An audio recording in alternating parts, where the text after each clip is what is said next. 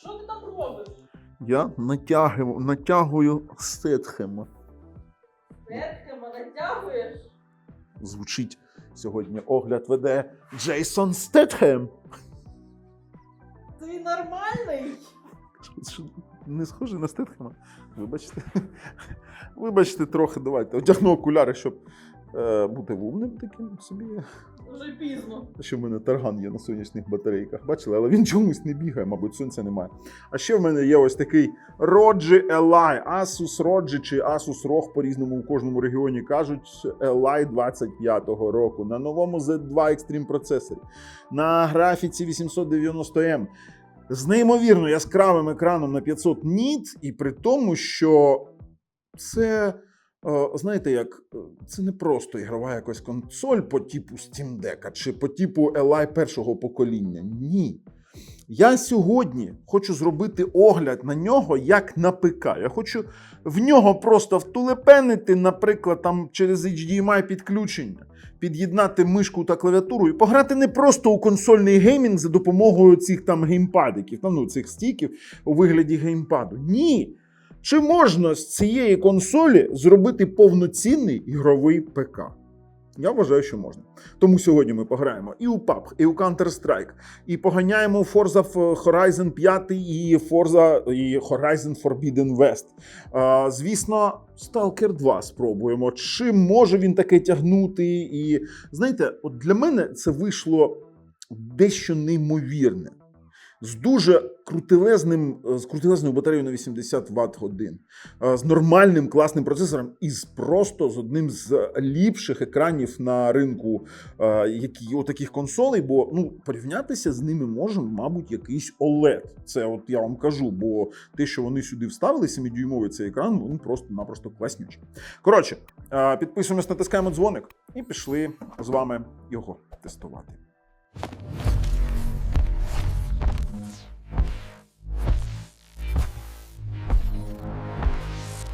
Знаєш, що це якийсь жлобський варіант? Це тут тільки зарядочка, ти бачила? Тільки зарядочка і документи, і все. І більш нічого в коробочці немає.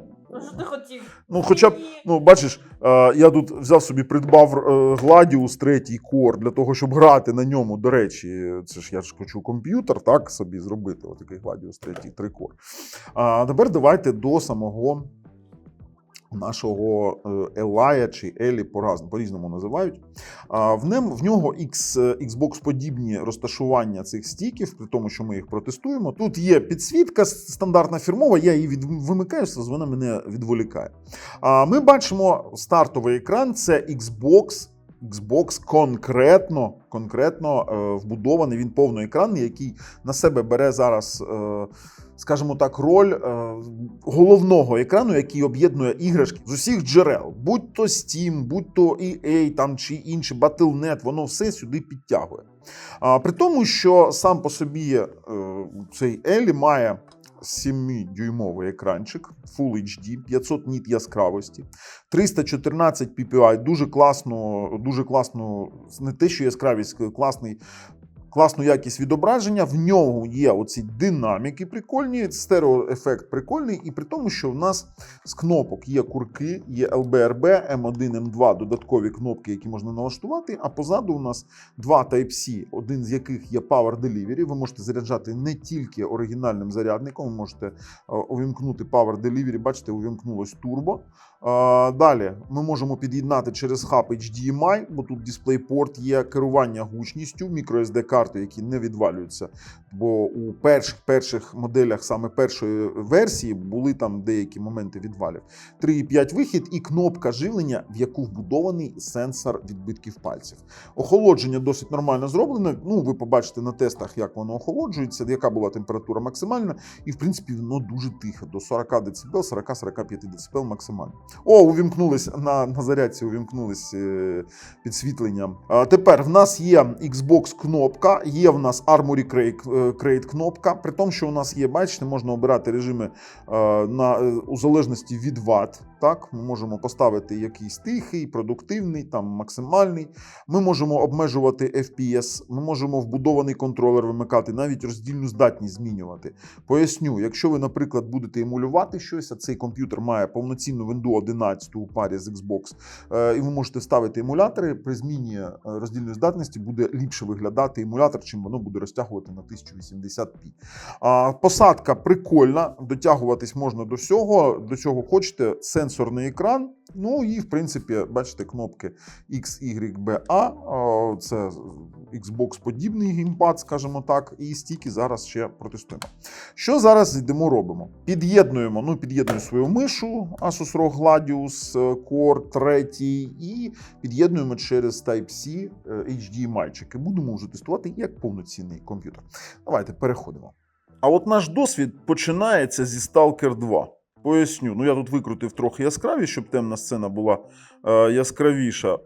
І ми, бачите, 66-67 FPS – це на низьких налаштуваннях. Тобто, якщо я піду у налаштування графіка, то ви побачите, що це низька з увімкненим FSR 3.1.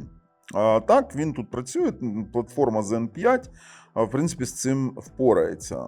Давайте кудись далі підемо. І стабільних 60 FPS ми маємо у Stalker 2. На хвилиночку. Тобто це навіть, я не знаю, це навіть не якісь там маленькі іграшки. Це досить серйозна гра. І якщо ви бачите, то ми маємо тут Xbox. І, до речі, у цьому варіанті виконання консолі є режим повноекранного Xbox. І це така собі гнучкість, бо тут винда повноцінна 11, так? І при тому, що вона дозволяє встановлювати будь-які програми, при тому, що вона має інтерфейс якоїсь консолі. Це прикольно. Давайте до іграшок повернемось трохи пізніше. Перехід до робочого столу. І перейдемо до класичного робочого столу, де ми отримали повноцінний ПК. Під'єднали ми до неї монітор, по суті, через Thunderbolt 4, тут такі порти, будь ласочка, є, так. І під'єднали клавіатуру і мишу через Bluetooth. Процесор AMD Ryzen Z2 Extreme, 4-нанометровий, і, в принципі, у нас кеш 3-го рівню 8+8 і 16 потоків. Тобто тут 8 ядер, 3 потужних, 5 ефективних. На PCI-Express 4 шині побудований, і пам'ять в нас стоїть на LPDDR5 і 4 по 32 субканали, тобто це двохканальна пам'ять 24 ГБ. Якщо говорити про якісь бенчмарки стандартні, то він десь на рівні AMD Ryzen 5 9600X 6-ядерному, трохи програє, але десктопному. І він обгоняє Intel Core i7 10700. Спокійнесенько. Тобто ми з вами маємо таке досить потужне рішення. Це дійсно потужніше, ніж прошла версія. Що стосовно графіки, то це AMD Radeon 890M, це мобільна графіка, не мобільна, а саме вбудована, 4 нанометри, але вона дійсно може здивувати. 128 біт, 8 ГБ на неї виділено. І що стосується SSD-диску, ми бачимо, що у піковому значенні він читає 2,63 ГБ, не гігабіта, а гігабайта. І це нормальний показник для такого формату SSD. І, до речі, його ж можна замінити, я вам нагадую, можна спокійнесенько взяти його і апгрейднути. А от що стосовно 3D-Mark тестів, то ми зробили і Steel Nomad, і Speedway, і Time Spy, і тут у нас виходить 594 бали. Це у Speedway. Саме цікаве, що ніхто ще не тестував, і мій скор, скажімо так, мій рейтинг 594 бали, і на Battlefield 5, давайте 1080p, так як в нас екран 7-дюймовий, 1080p, 120 Гц, це прикольно, з нормальним таким собі PPI в 314, і знаєте, це такий, екран якості ретина, в принципі. Прогнозують у Battlefield 5 75 плюс FPS, в Apex 125, GTA 5 150 плюс, RDR 40 плюс і Fortnite 100 FPS плюс. Що саме цікаве, впродовж тестів температура процесору не підіймалася вище 68 градусів, принаймні 69. Максимальна частота Давайте, максимальна частота процесору була 4987. І, в принципі, давайте подивимося ще інші результати, наприклад, той самий SteelNomad і TimeSpy. SteelNomad на DirectX 12, тому це Lite версія 3445. І так само в нас частота процесору 4734 досягала. Приблизно ті самі результати у FPS, і по температурі він досягав 71 градус. Це максимальне значення пікове, і більш нічого тут сказати не можу. А от у DirectX 11, давайте завантажимо TimeSpy, я робив. Тут в нас 3903 бала, і тут саме слабе це графіка. По CPU більш-менш прикольно. Прогнозовані FPS приблизно ті самі. І от якщо брати показники, давайте завантаження CPU 4727 було. І по GPU, слухайте, по температурі. Один раз піково піднялось до 80 градусів. Це піково. Це при DirectX 11. До речі, на 12 так не було. Навантаження на 11 йде більше. Знаєте, що саме цікаве? Тут стоїть Wi-Fi 6E. Досить прикольний, потужний Wi-Fi модуль. Давайте кудись там на Київ, наприклад, на Data Group. Кудись закинемо. Data Group. І поїхали протестуємо. Мене цікавить тільки Wi-Fi 5 ГГц. 1,6. Ну, як в мене і було. Я тестував, 1,6 він не показував. Давайте, це на завантаження.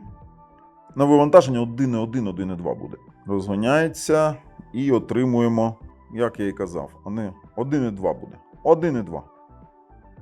1,2 гігабіта. Це дуже... 1,3. Та ладно. Практично 1,3. Дуже прикольні показники. Подивитись кінце, там ютубчик поганяти, якщо ви використовуєте як стаціонарний комп'ютер, ви дійсно можете. Стосовно батареїк, давайте я зараз завантажу Кіберпанк і підемо тестувати з Кіберпанку. Дивіться, у самому Кіберпанку я вам відразу кажу, графіка Medium, ні на який RTX не налаштовуйтесь повністю.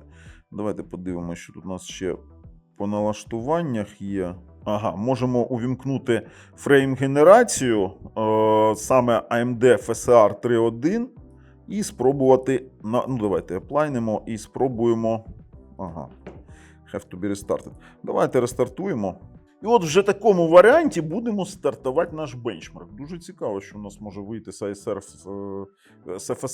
3.1, це AMD FSR. Давайте так, почекаємо. Воу, 80 FPS? Та ну ладно. 80 FPS? 80 FPS? Це на середніх налаштуваннях у Кіберпанк. До речі, щоб ви розуміли, там 500 ніт яскравість, 7 дюймів. Він невеликий, але екран просто вражає своєю яскравістю, дійсно дуже комфортно грати, враховуючи 120 Гц.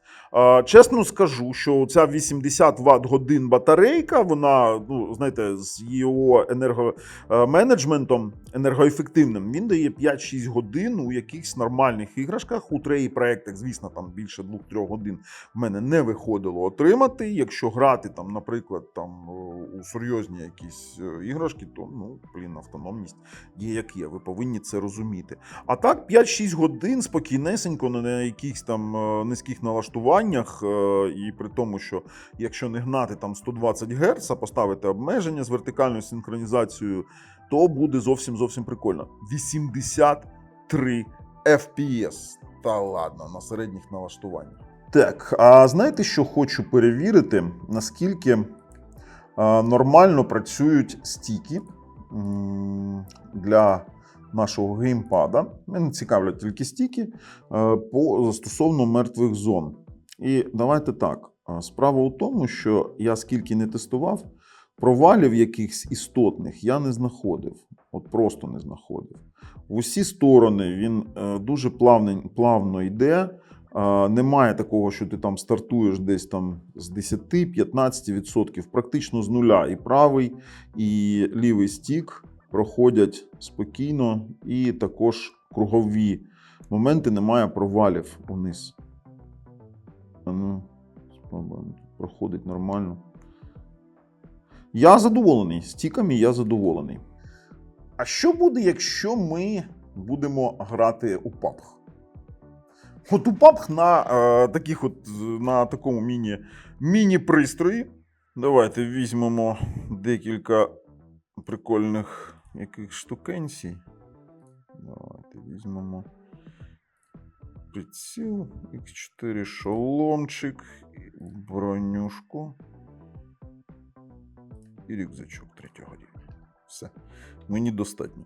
Як ви розумієте, я полюбляю пограти у PUBG. І у PUBG я на середніх налаштуваннях маю практично там від 40 до 60 стабільних FPS, і скільки б я не бігав, все прикольно працює.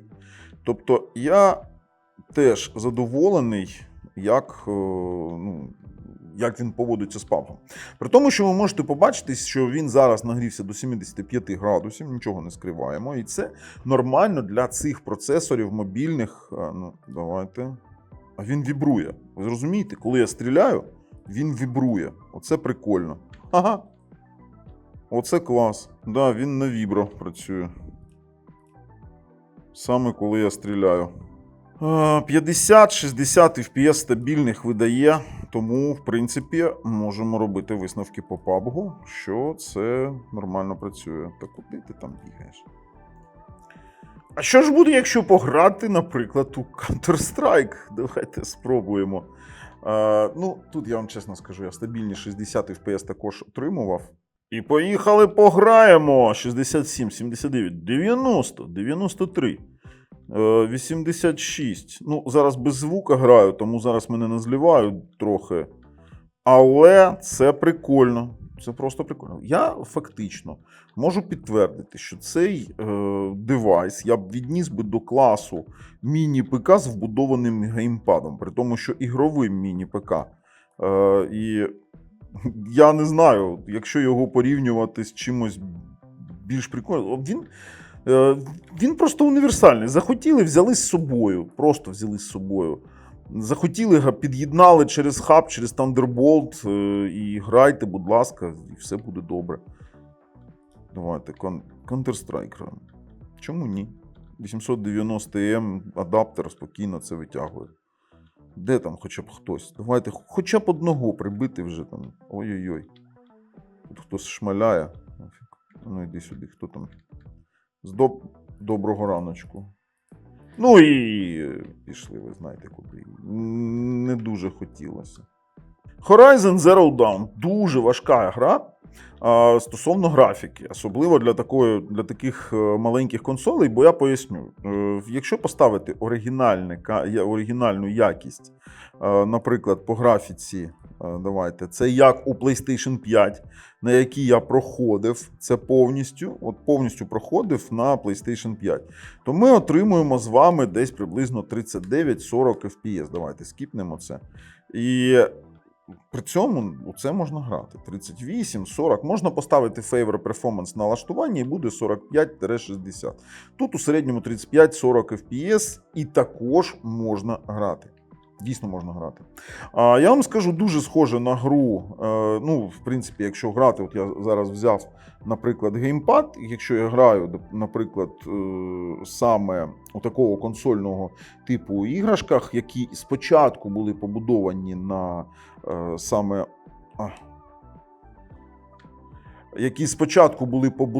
для консолей, тобто для геймпаду, то в мене питань не виникне ніяких. І я не відчую особливої різниці між, наприклад, PlayStation чи Xbox і саме цією консолью. Хочу закінчити наш огляд саме Horizon 5, це мається на увазі, це гоночки, так? І тут в нас теж прогнозуємий FPS десь близько 80 стабільних до 100.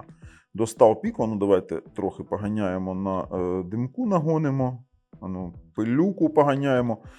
Безпроблемно. Ви можете грати у будь-які іграшки, воно потягне все. І Stalker 2, і Кіберпанк, і дійсно нормальне мобільне рішення.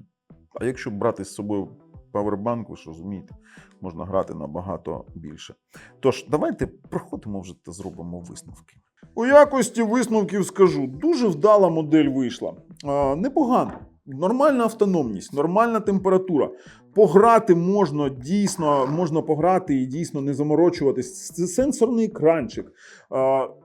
Що ще потрібно? Повноцінно. Ви купили усе в одному. І ігрову консоль, і окрім цього, ви купили повноцінний персональний комп'ютер. Я рекомендую. З вами був Баба на каналі Технозон Україна. На все добре.